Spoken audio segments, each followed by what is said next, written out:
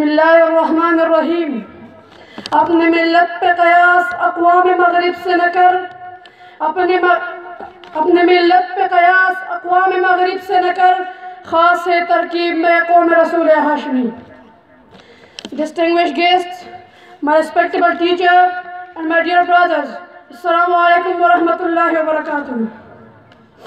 Today on this participation, the topic of my speech is the tolerance of Prophet sallallahu alaihi wasallam. About tolerance, Allah Ta'ala says in Holy Quran, Ya ayyuhallazina amanu ista'inu bis-sabri was-salah, inna Allaha ma'as-sabirin.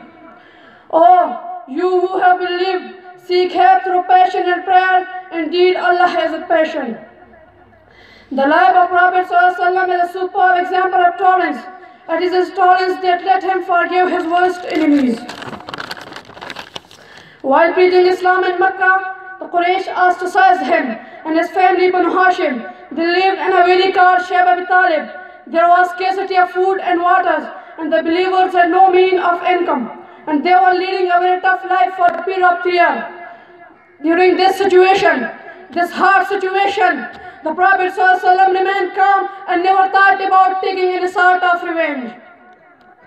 Allah Almighty said to His Prophet, if you are not kind-hearted, so not of your friend follow you.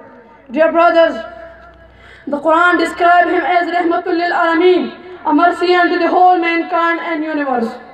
After the conquest of Makkah, when everybody is gathered in Khana Kaaba, the Prophet ﷺ asked the people of Quraysh, what do you expect at my hand? They all shouted in one voice, pity and kindness, gracious brother, gracious nephew.